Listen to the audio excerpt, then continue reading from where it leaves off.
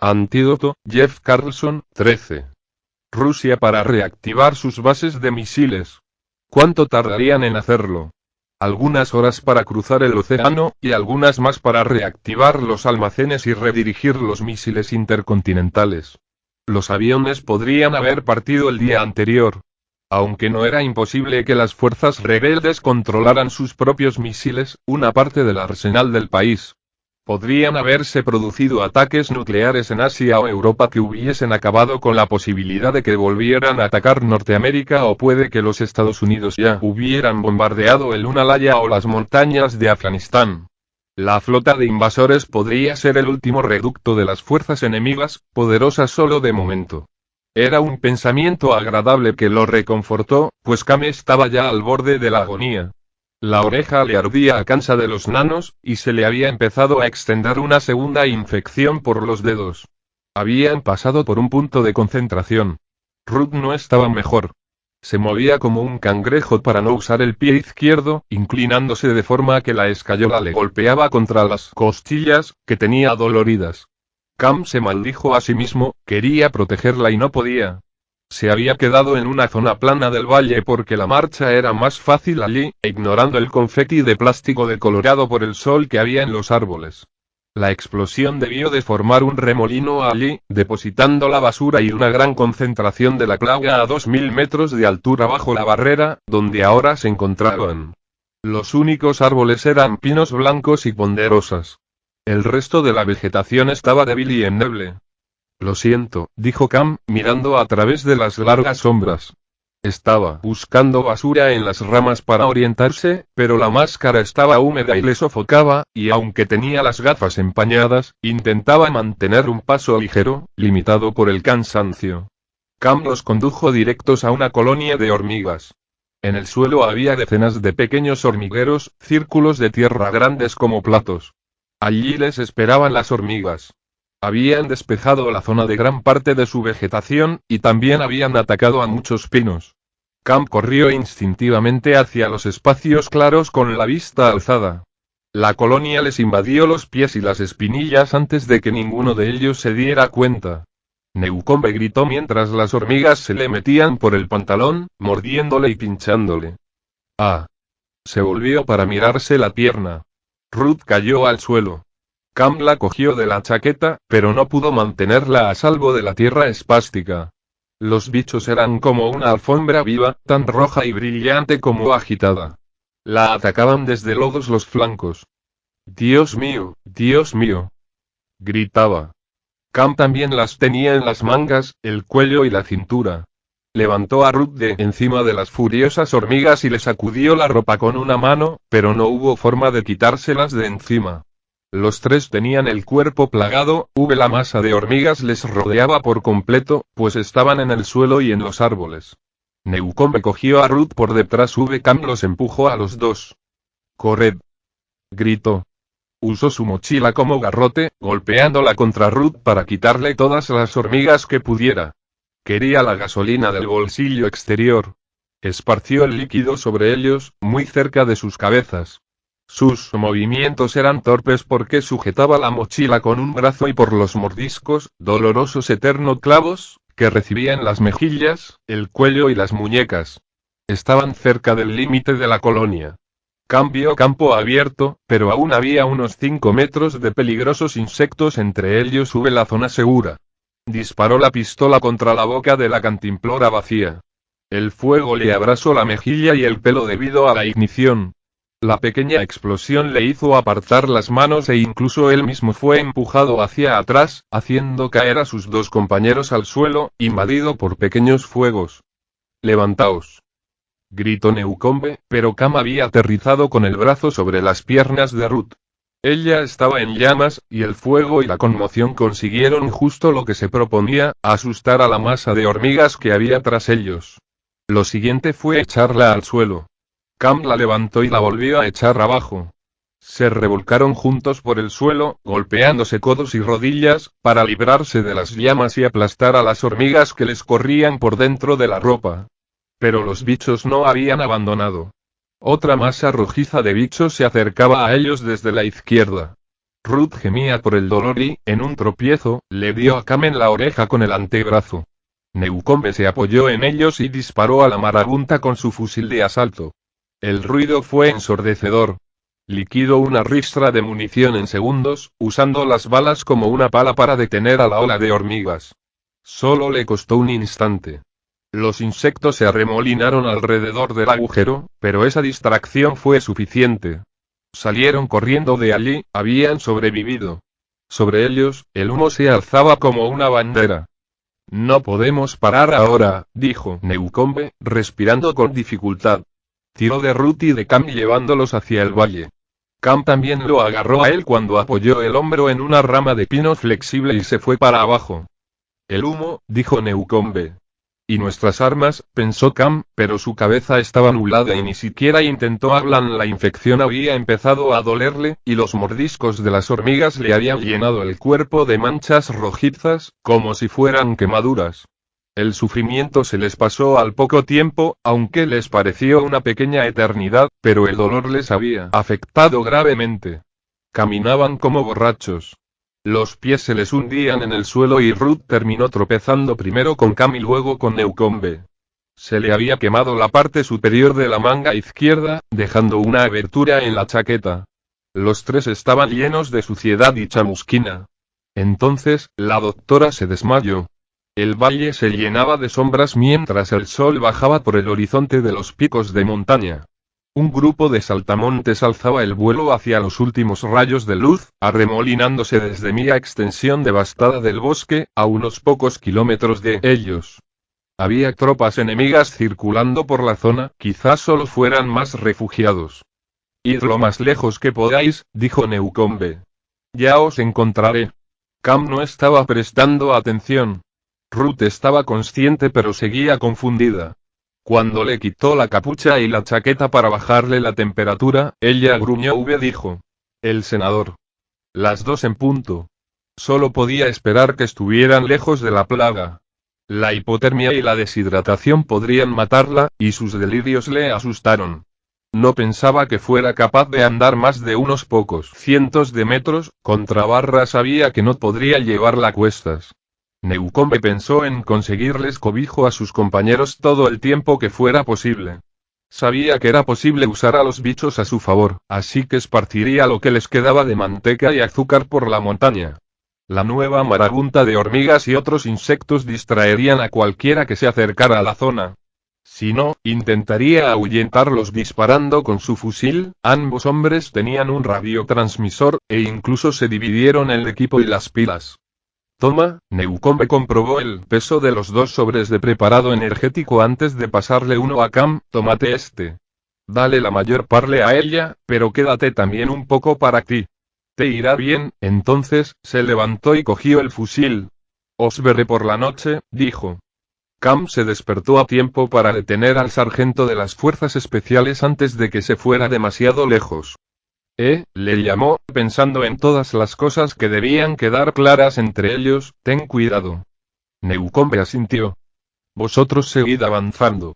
Los dos llegaron de pronto a una carretera y Cam dudó mirando a un lado y a otro del asfalto. El camino hacía una pequeña bifurcación hacia el bosque, y la duda le hizo inclinarse un poco, a pesar del peso de Ruth. La chica casi se cayó al hundirse contra él. Cam volvió a mirar la carretera.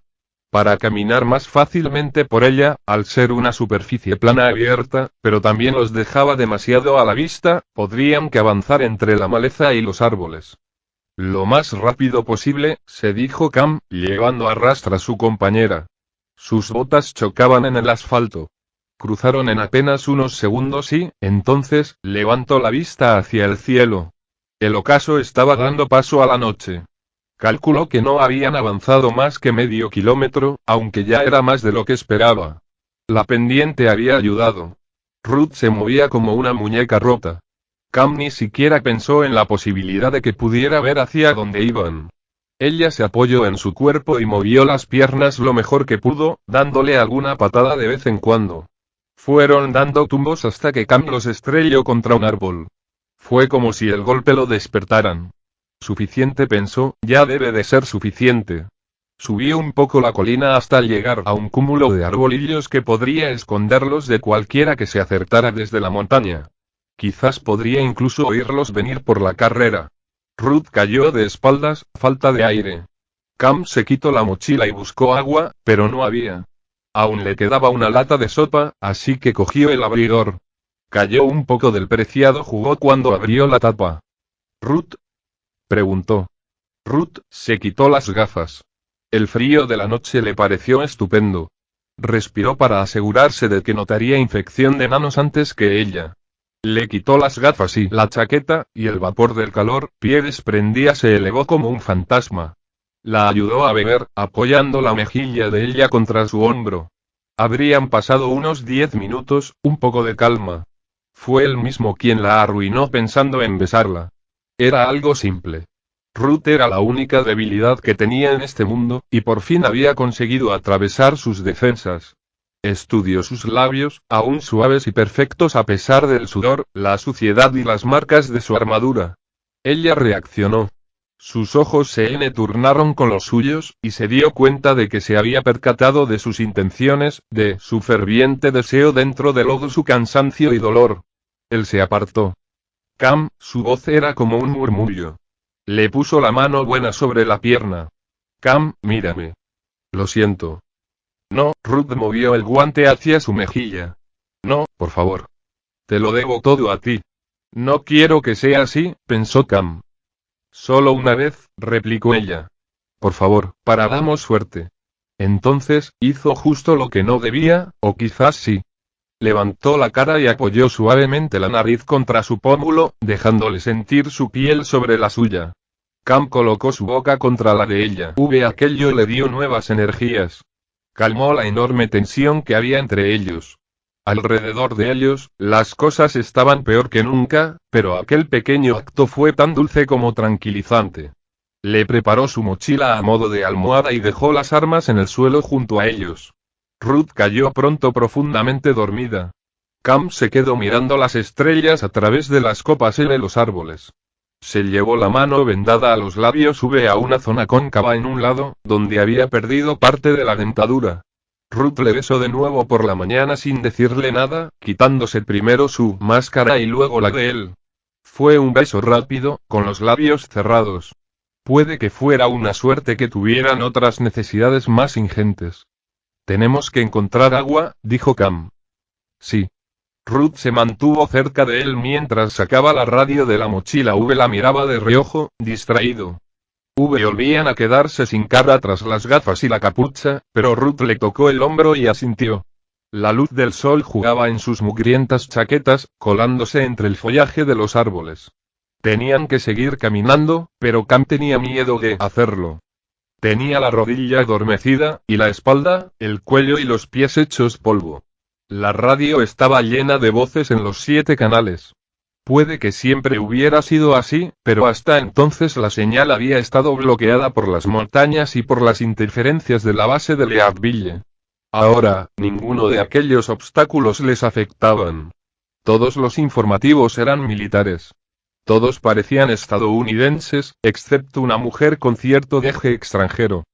Cóndor, aquí Búho Blanco número 5, confirmado un 114. Repito, hemos continuado mi 114. Parece francesa, dijo Ruth. La mayoría de los mensajes estaban en un código similar, lleno de números y nombres de pájaro. Era tranquilizador oír tanto alboroto, el país seguía en pie incluso en un momento así. Cam no se fiaba de ellos, entendió que si Newcombe se había ido, la seguridad de Ruth era responsabilidad suya. Necesitaba entrar en contacto con las fuerzas rebeldes, pero sería muy difícil aceptar el reto y lograr comunicarse con ellos. Lo que era peor, todas las frecuencias que Newcombe había mencionado estaban ocupadas. El instinto de Cain le dictó no decir nada. Compartieron 3 barritas energéticas para desayunar, engulleron un puñado de pastillas, 4 aspirinas y 2 antihistamínicos. Las medicinas agravarían los mareos, pero las mordeduras de las hormigas les dolían mucho, y ambos se estaban rascando continuamente. Al final, Cam consiguió sintonizar un canal sin voces. Newcombe, dijo. Newcombe, ¿estás ahí? Las voces no se dieron cuenta. Le faltaba potencia de transmisión para llegar a Utawa y Gao, y no parecía que nadie de cerca le escuchara. Estaban solos. Avanzaron. Avanzaron y Cam se aseguró de no apresurar a Ruth. El paso lento con el que caminaban le permitió observar el terreno más detenidamente. Se toparon con un enjambre de termitas y se retiraron enseguida, con tal de no molestar a los bichos. El frente del enjambre se arremolinó en el cielo, pero Cam esperó que el movimiento no fuera lo bastante inusual como para atraer el interés de nadie que observara el valle. Era muy importante que fuera así. No podía ver demasiado a través de los árboles, pero los aviones seguían pasando sobre ellos y el enemigo debía de tener observadores en las cimas. Una vez, un jet pasó lo bastante bajo como para sacudir el bosque. ¿Los habría detectado con infrarrojos? Cam llegó a su compañera hasta un riachuelo a 1 hora de allí, y ambos puntos se metieron en el agua. Llevó la cara al líquido elemento para beber, aunque a Ruth le costó un poco más por solo poder usar un brazo. Se llevó el guante a los labios una y otra vez hasta que Cam recuperó el control de sí mismo y le llenó la cantimplora. No bebas demasiado, le dijo, o te sentará mal. Ruth asintió y se rió, y pasó a refrescarse la cara y la cabeza. Sonaba como si tosiera, pero se estaba riendo, y Cam quedó paralizado por la impresión. En cierto sentido, las heridas y el cansancio les hacían actuar como niños.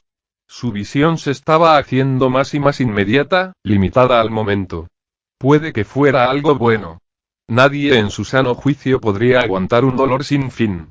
Era un mecanismo de supervivencia, pero también era peligroso. Cam se forzó a levantarse y a alejarse un poco de ella para encontrar una mejor posición de ventaja. Espera, Ruth tropezó. Solo voy a mirar si, espera. Dejó que ella lo alcanzara. Encontró un claro entre los árboles desde donde podrían vigilar las montañas tanto del sur como del oeste. Había humo en ambas direcciones que subía desde el bosque. Vamos a dormir, le dijo. Vale. Ruth asintió, pero esperó a estar segura de que él se sentaba antes que ella, para luego apoyar su hombro contra el suyo. Era una extraña forma de amor, como de hermanos. No se podían tocar con sus mugrientas armaduras, pero sería diferente si estuvieran a una altura adecuada. Ruth estaba cada vez más segura de sus sentimientos, eran una nueva razón para vivir. Cam sintonizó de nuevo los canales que le había dicho Newcombe. Ruth se durmió. Una nube de moscas les encontró y zumbaron cerca de ellos, pero no la despertaron. Tampoco lo hizo el murmullo de la radio. El sol se quedó parado al mediodía durante lo que pareció una eternidad, y Cam la abrazó en silencio. Se despertó al escuchar la voz de Newcombe. David 6, soy George. ¿Me recibes? David 6. La transición del sueño a la conciencia duró demasiado. Cam se encasquetó los auriculares en la capucha y subió el volumen. Pulsó el botón de envío. Aquí Cam, ¿me recibes? Soy Cam. David 6 era como llamaban en clave a los rebeldes, pero Newcombe ya no contestaba. La luz había cambiado, el sol ya estaba cerca de la línea de las montañas en el oeste. El ocaso se extendía por las laderas y se sumergía en los valles, revelando el lejano brillo de unos incendios. Cam se quedó mirando la radio. Debería intentar cambiar de canal. Newcombe. Dijo en el 6, luego cambió al 8. Newcombe, soy Cam. Ruth le dijo. ¿Estás seguro de que era él? Había un hombre recitando coordenadas en el canal 8, pero otra voz se superpuso a la suya. Cam, dijo la radio. Te oigo, tío. ¿Estáis bien? Gracias a Dios, Ruth estrujó el brazo de Cam en celebración. Pero él se quedó helado. La hizo callar, volviendo la mirada al bosque con cierto pánico. Tío. Newcombe no le había llamado nunca así. Cam cambió de canal con miedo e inquietud, ¿y si lo habían capturado? Diría que he seguido bien vuestro rastro, dijo la radio. Parad un poco, enseguida os alcanzo. Los dos habían pateado cada pina, piedra y rama entre la carretera y donde se hallaban. Maldita sea, y encima se había dormido. Se sentó y había dormido durante horas. Cam, ¿me oyes? Dijo la radio. Deberías contestarle. Ruth estaba quieta y tensa. Ella también se había girado a observar las sombras que tenían tras ellos, y Cam sintió con cierta duda. Le habló al micrófono de los cascos. ¿Recuerdas el nombre del hombre que nos sacó de la calle en Sacramento? Olsen, contestó la radio. Uno de los compañeros de escuadrón de Newcombe había dado su vida para retrasar a los paracaidistas que les habían acorralado en la ciudad, y Cam no pensaba que Newcombe fuera a olvidar el valor de su amigo. Al menos, no tan pronto. Era la mejor prueba que consiguió pensar, dándole a Newcombe la oportunidad de fallar si el enemigo le estaba poniendo un cuchillo en la garganta. Muy bien, dijo Cam, esperaremos. Intentaron preparar una emboscada, modificando el rastro que habían dejado. Esperaron tras un montículo de tierra con las armas a punto, pero solo un hombre salió de la oscuridad nocturna. Newcombe, dijo Cam con suavidad. El soldado corrió hacia ellos y cogió la mano de Cam, deseoso de contacto. Con Ruth fue más cauteloso, tocando el guante de su mano buena. Estaba diferente, más abierto. Cam pensó que Newcombe habría estado más asustado de lo que jamás admitiría. Él pareció notar también el cambio en ellos. Mientras comía lo que les quedaba de comida empaquetada, Newcombe levantaba la vista de su cena para mirar a Cam o a Ruth en la oscuridad, sobre todo a esta última.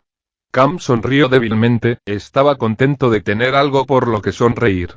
Vio una mueca de cansancio en la boca de Ruth, mientras compartían 2 latas de pollo guisado de las provisiones de Newcombe. Las trampas de bichos han funcionado, dijo este. Funcionaron a la perfección. Las hormigas salían del suelo desde 1 kilómetro de distancia. Tuve que dar la vuelta por el norte, por eso he tardado tanto en alcanzaros. ¿Viste quién venía de la montaña? No, pero en la radio dicen que son los rusos. Los rusos. Dijo Ruth. Sí, Newcombe había dejado encendida su radio, que graznaba a sus espaldas. Cam pensó que seguramente se habría pasado todo el tiempo haciendo llamadas aferrándose a la ilusión de hablar con otra presencia humana. La mala suerte hizo que no pudieran comunicarse. Newcombe dijo. Parece que nos metieron en algún lío territorial y tiraron la bomba en Leadville con sus políticos y sus hijos aún dentro. Sus propios hijos. El difuso murmullo de las voces quedó apagado por una locutora nueva y más clara, hablaba bajo y deprisa. George, aquí Gavilán.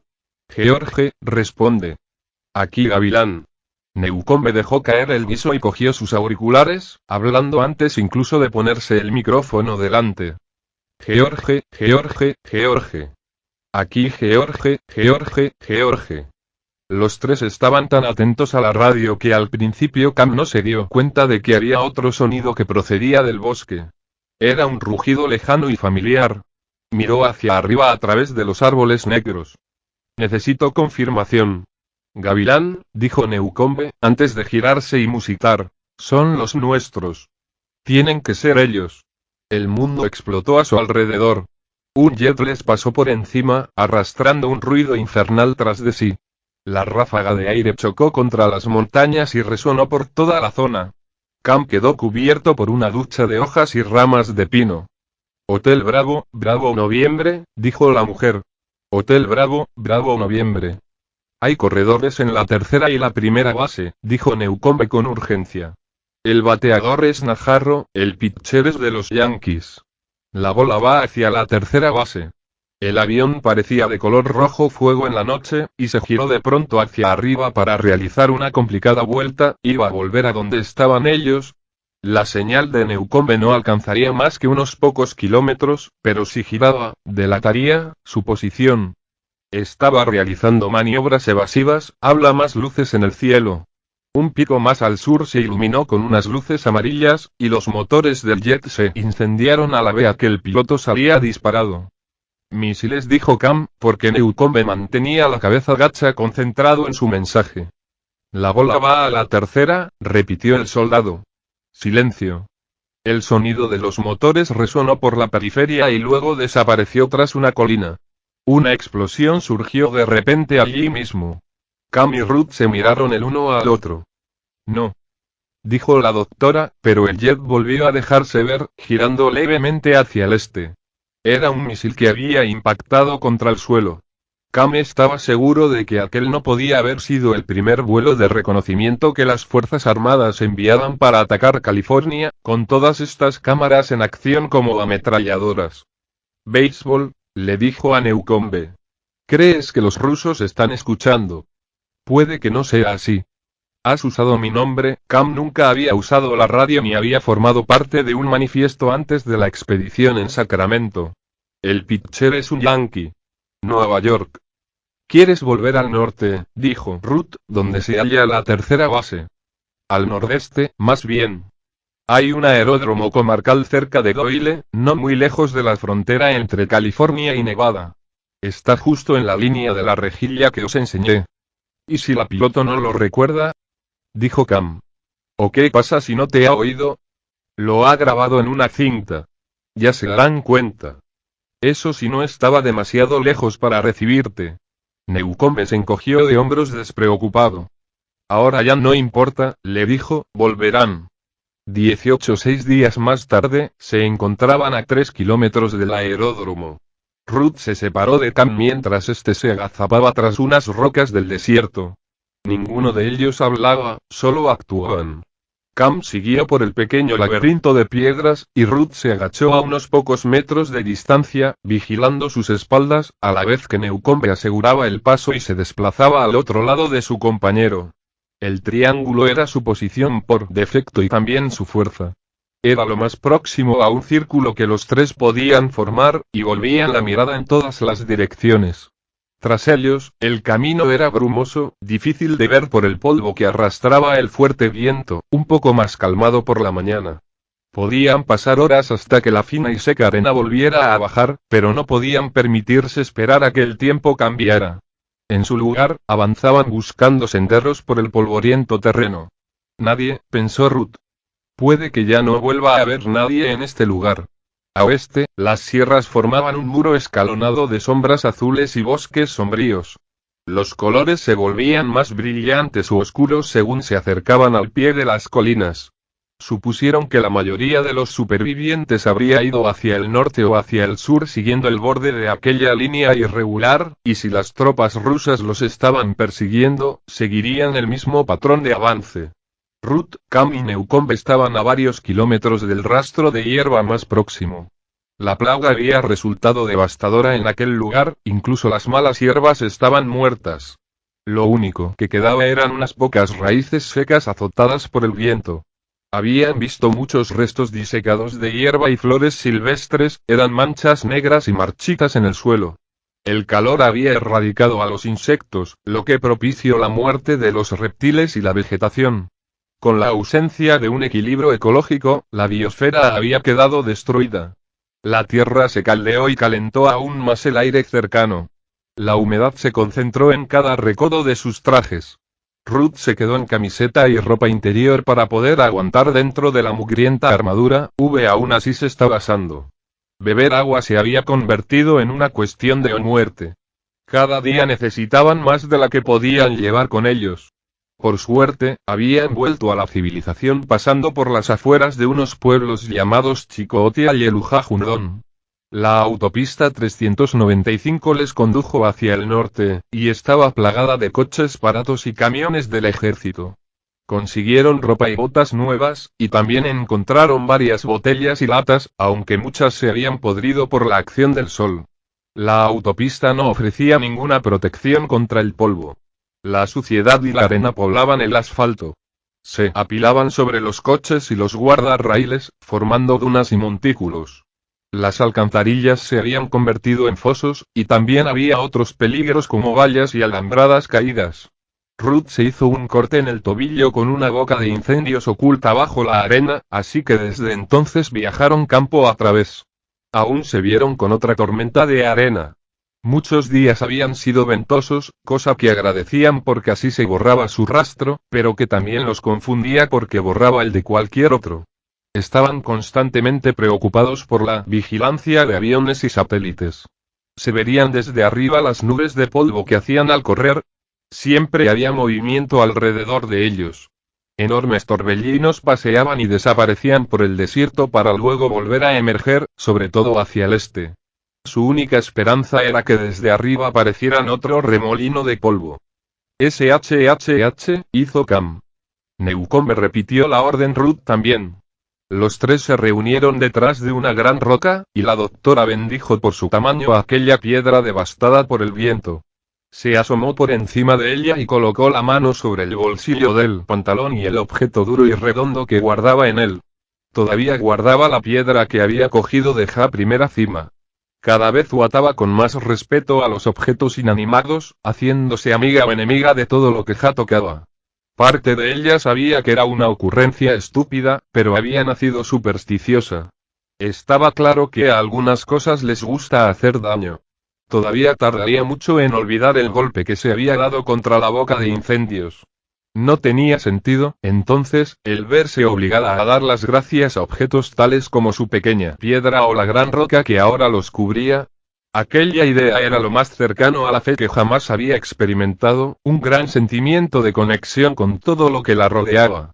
Quizás sí había un Dios que gobernaba el cielo y la tierra. Existiría ajeno a lo que las religiones consideraban correcto o no. Las personas tienden a creer en cómo quieren que sea el mundo, en vez de aceptar cómo es en realidad, inventando estructuras tribales de poder y tergiversando los hechos para hacérselos importantes. De hecho, antes de la plaga, las religiones con más éxito existían como gobiernos en la sombra que controlaban naciones y continentes enteros. Los hijos aprendían lo que los padres creían, y a esto se los animaba a tener muchos hijos. ¿Quién creería de verdad que el edicto católico contra el control de natalidad estaba basado en las enseñanzas de Cristo? ¿O que la enorme discriminación a las mujeres en el mundo islámico era sagrada en algún aspecto?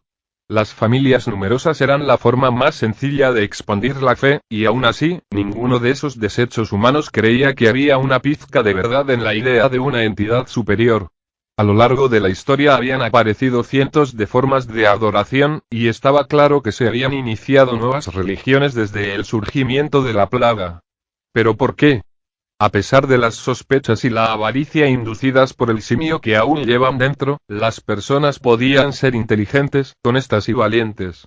¿Será que lo bueno que había en ellos tenía alguna relación con lo divino? Ruth empezaba a pensar que sí, aunque su forma de percibirlo era débil e insegura. La Tierra era un planeta muy joven en lo que se refería a la vida de la galaxia, apenas había sido lanzada a sus brazos espirales. Si Dios existía, quizá hubiera usado los mundos más remotos y olvidados de la creación para sus experimentos, sabiendo que muchos de ellos solo serían fracasos. ¿Qué esperaba aprender de ellos? Los límites de su fuerza y de su imaginación. La piedrecita, grabada con cruces, se había convertido en algo más que un recuerdo, era un talismán. Tenía poder, podía sentirlo. La piedra la protegía. ¿En qué piensas?, le preguntó Cam. Newcombe oteaba hacia el norte con sus prismáticos. Ruth se giró y miró hacia el desierto. La ciudad de Doyle ya no era más que una colección de edificios en forma de cajas y carteles cuadrados, elevados por grandes mástiles de metal. Gasolineras Móvil, restaurantes Carl's Jr., tras ellos, las colinas se alzaban hacia la deslumbrante luz de los anuncios luminosos.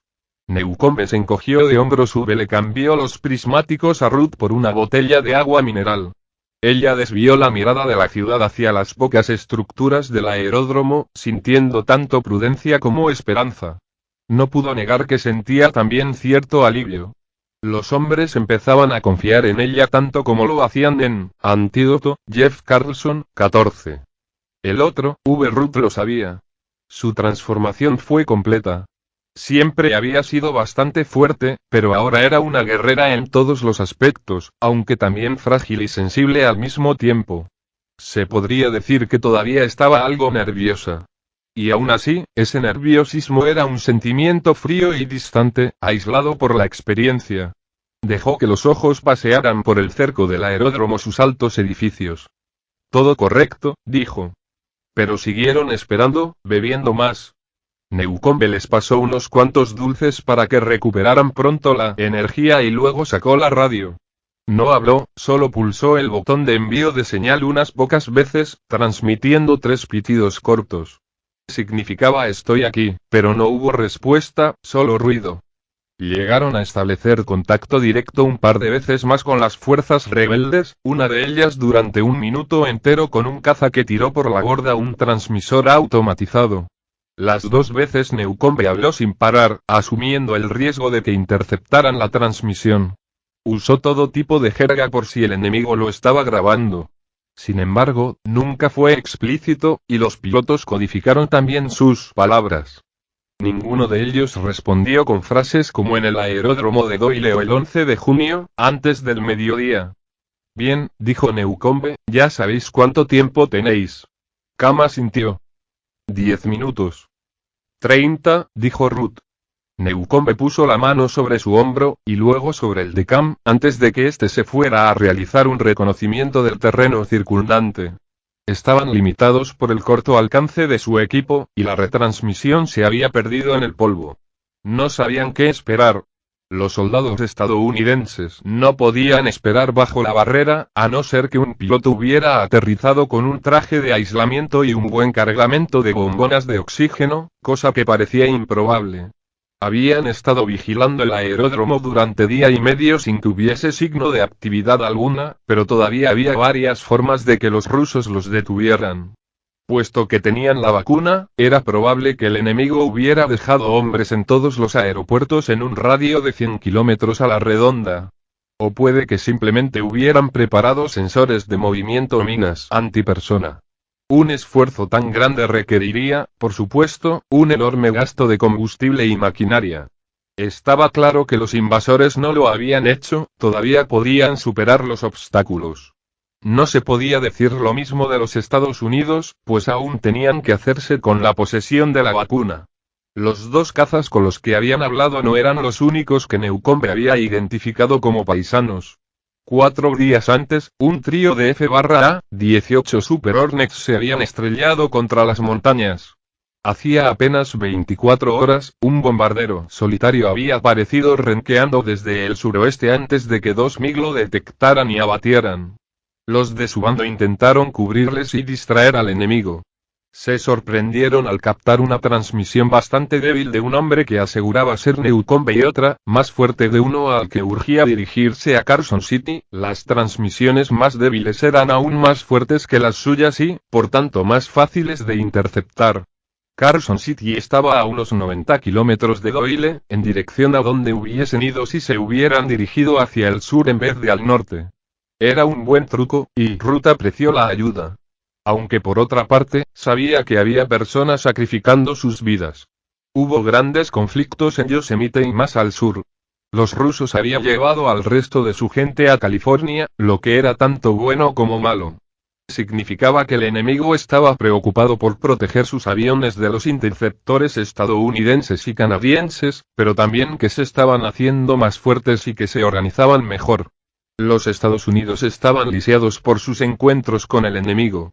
Gran parte de las fuerzas aéreas de la nación habían desaparecido con Leadville, y a lo largo de cientos de kilómetros, los aviones supervivientes ya no eran más que un amasijo de goma, plástico y aluminio. El pulso electromagnético había averiado todos los aparatos electrónicos incluso por debajo de la barrera, donde las fuerzas nacionales podían haber encontrado nuevos recambios y ordenadores. Los cálculos aproximados de la radio aseguraban que los rusos ya habían desembarcado decenas de millares de tropas y civiles, y todavía había más en camino. De hecho, el número se hinchaba cada vez más. Había más y más aviones cada día que pasaba, debido a que ya habían llevado la vacuna a su país. Los rusos habían enviado a todos los pilotos e ingenieros disponibles para rebuscar bajo la barrera, y luego enviar aeronaves a Oriente Medio y a su propia tierra. Ruth estaba segura de que su pequeño grupo no podía aguantar mucho más tiempo frente a los invasores. Los rusos se dispersarían si se veían en la necesidad de incrementar sus defensas y reservas de comida. Y entonces, la encontrarían. Todavía guardaba la granada junto al registro de Dallas, y dormía con ellos bajo la cabeza. Estaba preocupada por su brazo, por si se estaría curando correctamente. ¿Cómo sabrían cuándo quitarle la escayola, ya desgastada y maloliente?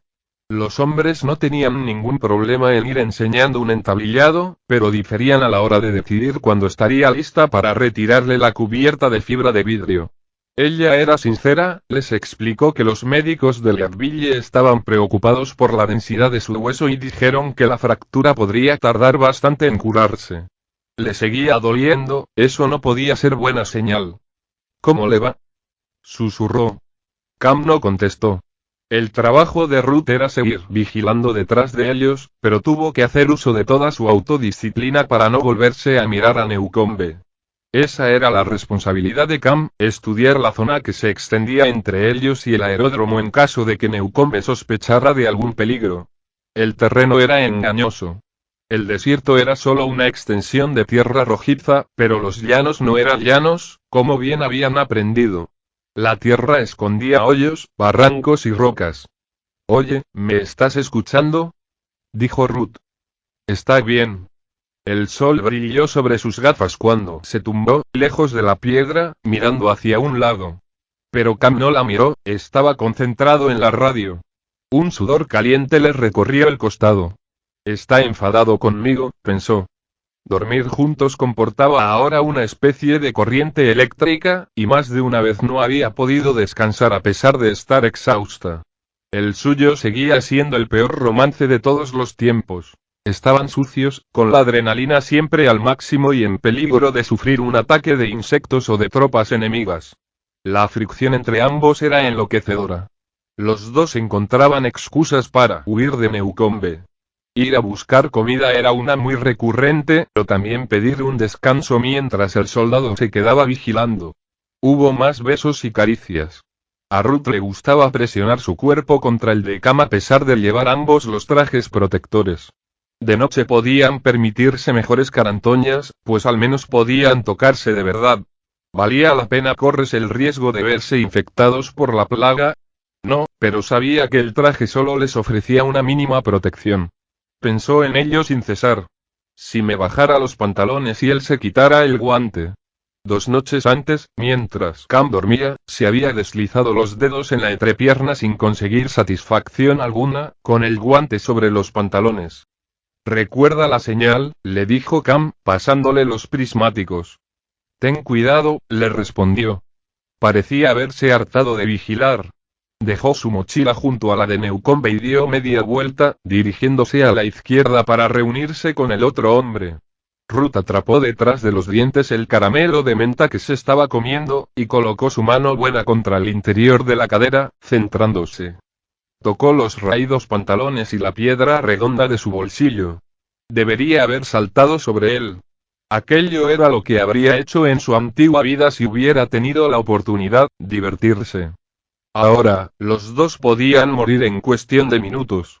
Cam desapareció de la vista, dejando solo un rastro de polvo. El horizonte rielaba con el calor.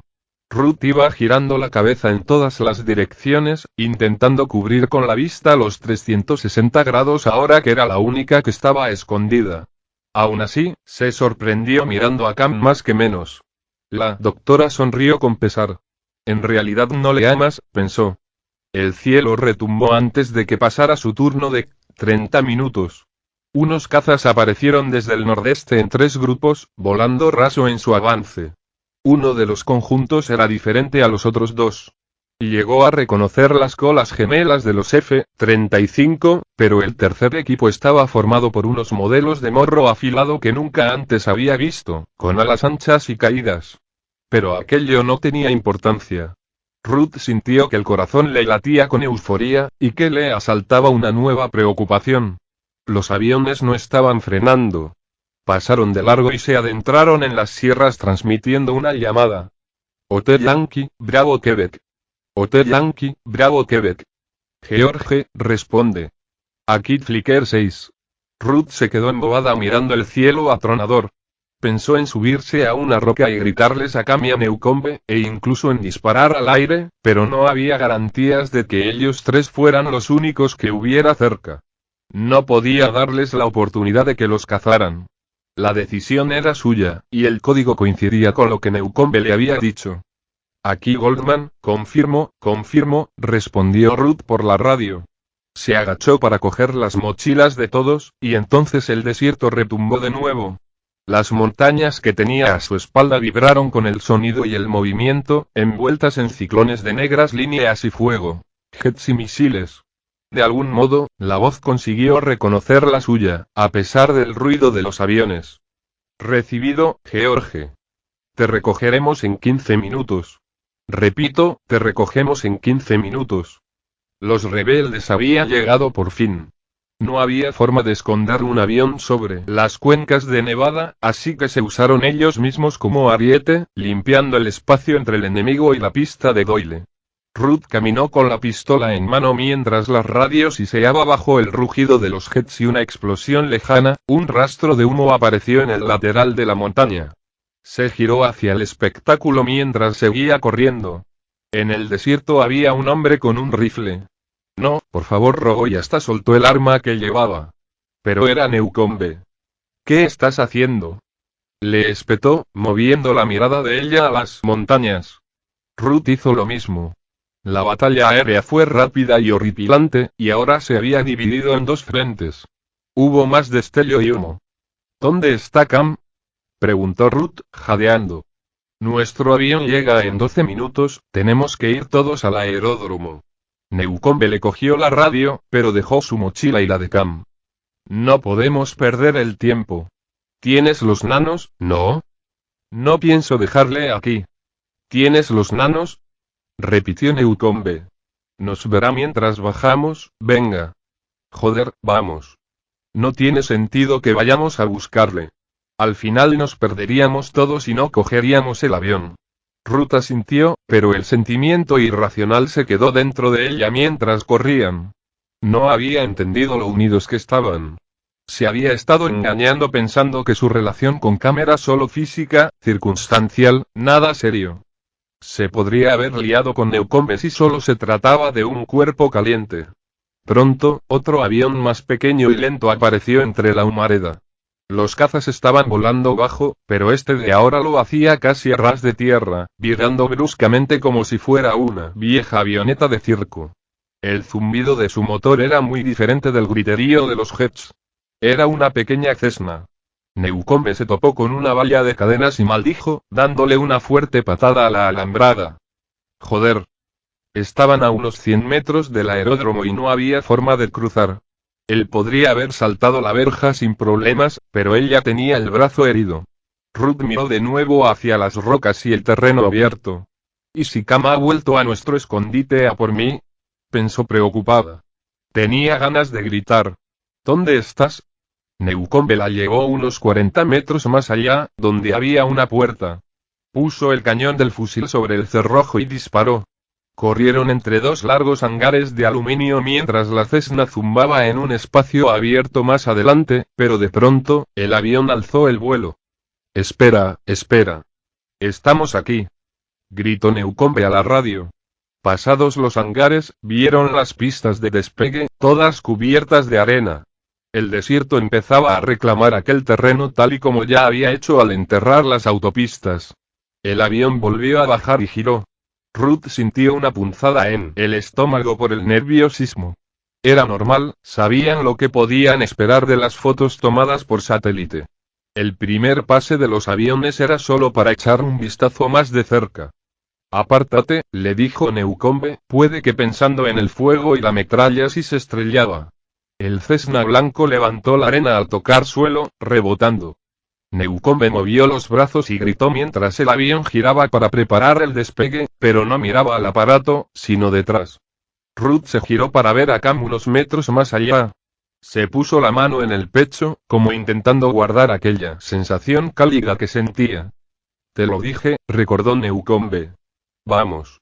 Ella se resistió. Quería ayudar a Cam, pero él la apartó, así que se giró y corrió.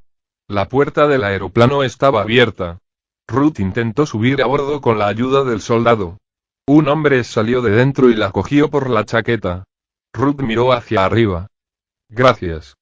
Había algo extraño en su cara, un vendaje. No llevaba traje de aislamiento ni máscara de gas. Miró a la cabina. En el asiento del piloto había otro hombre con las mismas heridas.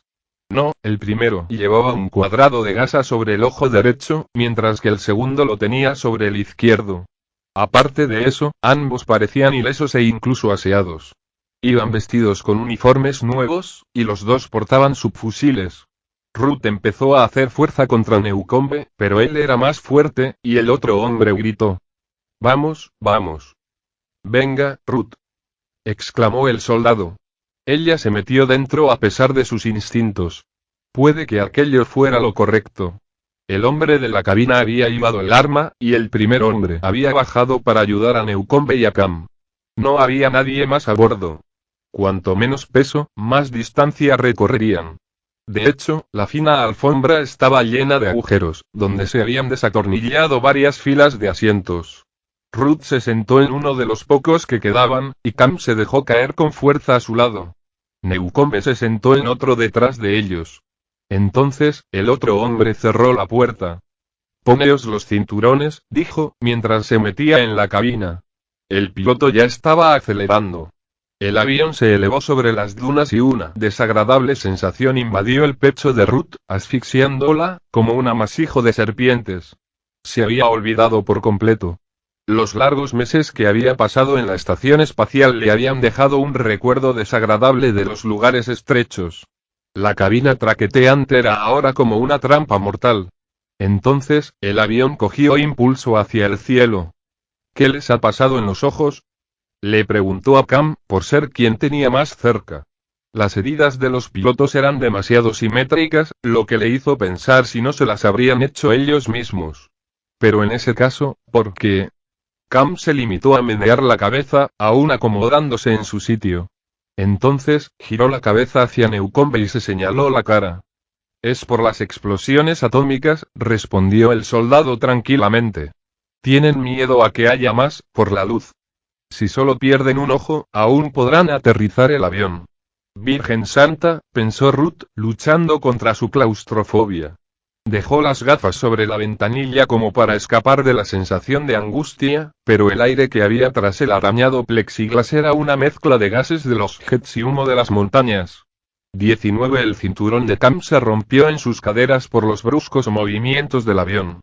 Los pilotos tenían sujeción en los hombros, pero los demás no, con lo que el vuelo les pareció una especie de montaña rusa, subiendo y bajando a toda velocidad. Una y otra vez, el asiento se separaba bruscamente de él, incluso con el cinturón abrochado. Las colinas y las rocas desaparecieron de la vista. Una ciudad. Al pasar cerca de unos cables, empezaron a vislumbrar varios postes eléctricos. Era decepcionante. Habían sufrido mucho para llegar hasta allí, y todavía no estaban seguros, aunque al menos estaban libres de la plaga. La Cessna 172 no era una aeronave presurizada, pero las ventanas de los pasajeros y el cristal de la cabina se habían sellado con silicona, al igual que la zona de control e instrumentos, las escotillas y una de las dos puertas. Había una bomba de vacío atada al suelo, echando aire hacia el exterior. Era una solución poco ortodoxa, pero funcionaba. El piloto llevaba 2 minutos elevando el aparato mientras el copiloto aplicaba una masilla de secado rápido en el interior de la puerta que quedaba. Entonces, bajaron la densidad del aire del avión al equivalente a 3.300 metros. «Nos hemos estabilizado», dijo el copiloto, haciendo una lectura de un marcador que tenía en la muñeca. Cam se sacó las gafas y la máscara, frotándose la barba, la nariz y las orejas con las manos desnudas, en una muestra de alivio. Ruth se quitó el traje rígida, y Cam vio que estaba completamente pálida. «Mírame», le dijo, acercándose para que lo oyera a pesar del ruido del motor. Se apoyaron el uno en el otro y juntaron las cabezas. «No mires por la ventanilla, mírame a mí». Ella asintió, pero no cumplió la orden. Bajo la mata de pelo rizado, tenía los ojos abiertos y apagados, como si estuviera viendo algo más. Cam conocía esa sensación. Volaban increíblemente bajo, un único error podría estrellarlos contra un edificio o una colina, y solo con pensarlo un escalofrío les recorrió la nuca. ¿Sabrían si se acercaba algún misil? «Estaremos bien», le dijo a Ruth. Sí, su voz sonaba temblorosa, y apretó la mano contra su piel. «¿Hacia dónde vamos?», gritó Newcombe al frente. Cam sintió un deje de preocupación en su amigo. Newcombe no tenía a nadie en quien acomodarse, aunque Cam le hubiera cogido del brazo o del hombro si estuvieran en la misma fila. «Acolorado», exclamó el piloto. «¿Qué? ¿No es ahí donde se produjo la explosión?». Sí, en Leadville, el avión viró otra vez hacia la izquierda, y luego cambió de repente hacia arriba a la derecha. «Estábamos en Grand Lake, a unos 150 kilómetros de aquí», dijo el piloto. La explosión no nos afectó. Respondió a sus preguntas lo mejor que pudo durante el trayecto de 2 horas y media. El avión se estabilizó una vez salieron del desierto, pero él seguía tan tenso como ellos y agradeció la distracción. Sabía quiénes eran ellos, y estaba orgulloso de servirles. Vais hechos una mierda, dijo a modo de cumplido. Grand Lake estaba entre las mayores bases rebeldes de los Estados Unidos. Aterrizaron en una estrecha carretera, y cambió restos de jets y helicópteros a ambos lados del camino, muchos de ellos cubiertos con telas de camuflaje. Cerca había 4 largas barracas de madera y lonas. No había árboles cerca, y el terreno estaba cubierto de un lodo marrón. Se veían personas por todas partes. Aquellas cimas estaban habitadas en un área en forma de herradura de varios kilómetros cuadrados. Desde el avión, cambió tiendas, cabañas, camiones y tráileres repartidos por la zona, así como cientos de zanjas y pequeños muros de piedra. ¿Serían letrinas? ¿Muros rompe-vientos? ¿O quizá aquellos agujeros sirvieran como hogar para las personas que no tenían nada mejor? Grand Lake era un pequeño pueblo situado en la ribera del lago homónimo, un cauce de aguas claras recogidas en un espectacular cañón a solo 15 kilómetros al oeste de la división continental.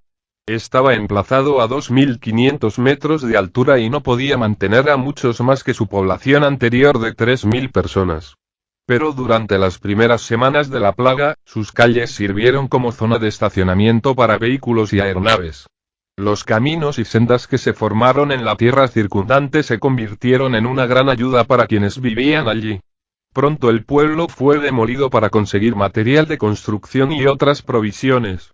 Desde arriba todavía eran visibles los esfuerzos de la primera evacuación, como marcas en la arena. Muchos de los vehículos no parecían haberse movido desde entonces, aparcados entre los campos de refugiados.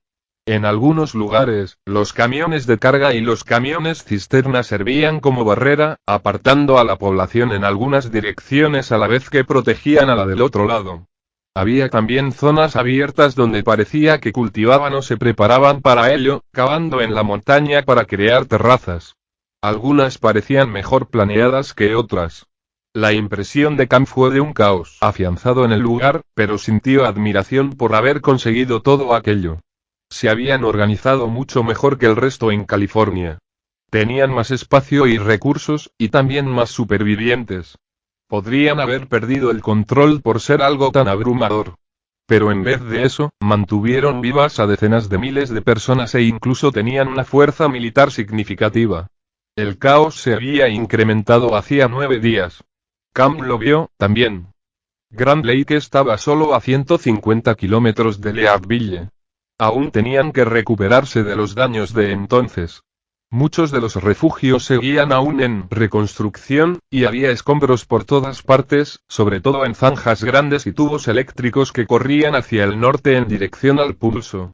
La onda expansiva había barrido la zona como una escoba gigante, aplastando vallas, paredes y tiendas, por no hablar de las aeronaves. Mientras llegaban, Cam divisó un caza en la ladera, inservible por los disparos que había recibido. Cerca, otro F-22 seguía pendiendo en una cuna de cadenas sostenida por un bulldozer, mientras un equipo de ingenieros se esforzaba por cavar bajo el avión, intentando colocarlo de nuevo en el suelo sin dañar las alas. Yo intercederé por vosotros, si resulta necesario, dijo el piloto, apuntando al otro lado de la Cessna. Gracias, señor, dijo Newcomb en nombre de todos. Al menos un centenar de hombres y mujeres se quedó al lado de la carretera, agrupados entre los camiones y las redes. Cam estaba nervioso. El gentío era 5 veces mayor que el número de personas que había conseguido ver reunidas en un mismo lugar desde la plaga. De hecho, aquellas 100 personas eran casi más que todas las que había visto vivas hasta el momento, sin contar los aviones y helicópteros. Se tocó la cara y se giró hacia Ruth. Ella también estaba sorprendida. Vio una tensión diferente en sus ojos, y también cómo estrujaba su mochila y el registro de datos. Tenía la respiración acelerada. El pecho le saltaba bajo la camiseta, y tenía los brazos arañados en los sitios donde se había estado rascando. Los tres se quitaron las chaquetas, y el cuerpo de Ruth se mostró delgado y firme, pero totalmente cochambroso, moteado con antiguas mordeduras y llagas, así como algunos sarpullidos. El hombre del traje negro es el gobernador Shaw, dijo el piloto. El bajito con poco pelo. Le veo, contestó Newcombe. Hablemos primero con él, ¿os parece? El piloto se quitó el parche del ojo y se lo metió en el bolsillo mientras iba hacia la puerta del avión. Newcombe y Cam se levantaron. El copiloto se unió a ellos. Por las ventanillas redondas, cambió a un equipo de médicos del ejército y una camilla. Era buena señal, se habían anticipado a las necesidades más evidentes, aunque se lamentó por la muchedumbre. Quería comer y dormir, pero ellos querían la vacuna. No podía culparlos por ello. El circo le pareció mala idea, pese a que las redes los ocultaban de muchos de los satélites espía.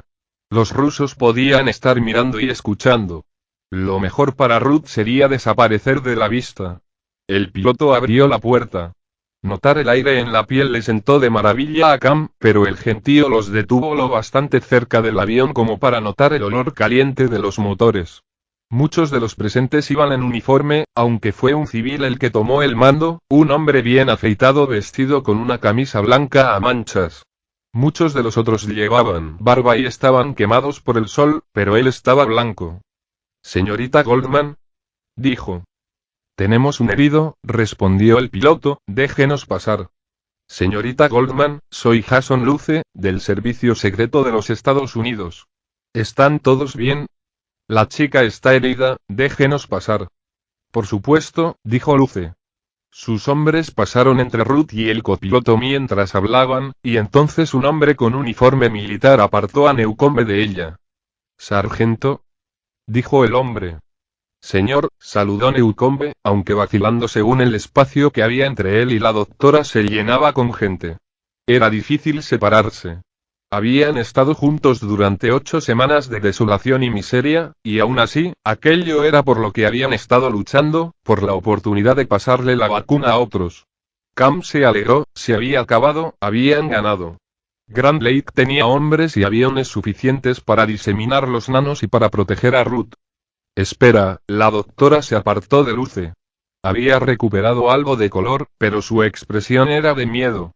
Necesita atención médica, dijo Newcombe. Dejadles descansar, preparadles una habitación, dijo el piloto. Tenemos médicos y comida, y pronto podréis descansar, dijo Luce, pero primero tenéis que venir conmigo. Cam no discutió. Su papel había cambiado tan pronto como subieron a la Cessna. El poder que había ostentado durante tanto tiempo ya no tenía ningún sentido en aquel lugar, y no sabía lo suficiente de él para saber si aún tenía un hueco en la vida de su amada. Pero ella así lo quería, y eso era suficiente. Cogió la cintura de Ruth y le hizo de apoyo mientras caminaban hacia la sombra que proyectaba la red, donde el gobernador Shaw les recibió con los brazos abiertos. El gobernador tenía unos 60 años, era corto de estatura y calvo. Era la persona más vieja que Cam había visto en 16 meses. En California, el continuo estrés había acabado paulatinamente con los niños y los hombres de mediana edad. Shaw era un indicador más de lo diferentes que eran las cosas allí. Había auténtica alegría en su sonrisa. Gracias a Dios por haberos traído, dijo. Por favor, sentaos. Señaló hacia donde se hallaban unas mesas y unos bancos metálicos, alineados en una esquina de la zona sombreada. La más cercana tenía unas botellas de agua, refrescos de cola y 4 latas de melocotón en almíbar. Un pequeño festín. Cam asintió. Muchas gracias. Nos gustaría tomarles una muestra de sangre enseguida, dijo Luce, llamando a los médicos. Por favor. Por favor. A sus oídos, la fórmula estaba cargada de tensión. Cam apretó su brazo contra Ruth y su mugrienta mochila, mirando hacia Shauk para ver si el gobernador intervenía. Pensaba que habían reunido a los médicos para cuidar de Ruth, y ahora se sentía engañado. Pero su compañera se limitó a asentir y dijo. De acuerdo. Richard Shaw había sido gobernador de Wisconsin, relevado de su cargo como muchos otros supervivientes. Ahora era el hombre más importante de Grand Lake, y Cam se preguntó si Shaw y Luce no estarían trabajando el uno contra el otro. Podría haber facciones entre los líderes. Eran cosas que pasaban. Cada día era una prueba, y ambos tendrían objetivos distintos. ¿Podría sacarle algún partido a aquello? ¿Cuál de los dos ostentaría el poder? Cam imaginó que sería el agente del servicio secreto. Pensó que sería Luce, por haberse aliado con el ejército, y ya había visto cómo los vehículos acorazados y las barricadas dividían la improvisada ciudad. Pero se equivocaba. Los médicos sacaron 4 finos viales de sangre para Ruth, Newcombe y él mismo. Los 12 tubos de plástico estaban colocados en 4 rejillas, y Luce dijo: «Llevad 3 a los aviones». Shaw levantó la mano. «No. Gobernador», empezó Luce. «No, aún no. Tenemos que llevársela a tantos como sea posible. Al menos, podríamos volar hasta Salmon River», dijo Luce. «¿Qué ocurre?», preguntó Ruth. Estaba más pálida que nunca. No estaba en condiciones de sacarse siquiera 30 mililitros de sangre, y tenía pinta de ir a vomitar en cualquier momento, aunque sus ojos mostraban furia y alerta. 2 de los médicos se apresuraron con las muestras de sangre, dejando atrás su carretilla y su equipo. Un escuadrón al completo se marchó con ellos a través de la multitud. Se dirigían al laberinto de refugios, no a la pista de aterrizaje. La mirada de Cam se centró en las agujas y los tubos, para luego pasar a Luce. ¿Se habría dado cuenta de la poca sangre que necesitaba? «Pasemos dentro», dijo Shaw, ofreciéndole a Ruth una de las latas de melocotón. «¿Quiere comer un poco primero? Adelante, veo que estás bastante cansada». «No entiendo nada de lo que pasa aquí», protestó ella, pero allí no era más que una pobre infeliz. Estaba intentando hacerle confesar. Shaw no se molestó en contestar. «Limpiad todo eso», le dijo a los médicos que quedaban, señalando sus bandejas y el equipo restante. Entonces, miró a Ruth como pensándose lo mejor. «Pasemos adentro», repitió, mirando a otro hombre. Era el oficial que había parado a Newcombe cerca del avión, un coronel. «Vamos», dijo este, y cambió cómo la multitud se separaba, de forma que los hombres y mujeres de uniforme se acercaron y los agentes de Luce retrocedieron. ¿De verdad pretendía Luce superar al gobernador? Pensó que estaban usando a Ruth como moneda de cambio para fines políticos. Shaw quería estar a cargo de ella y de la vacuna a cambio de garantías por parte de los demás norteamericanos y los canadienses, y era cierto que Grantley la había rescatado cuando nadie más habría podido. Pero eso era divisivo. Tal era el motivo por el que Luce había ido corriendo hacia su avión, esperaba poder extender la vacuna antes de que alguna catástrofe acabara con ella, ya fuera otra bomba o un asalto de los rusos. Cam deseaba que lo consiguiera, y,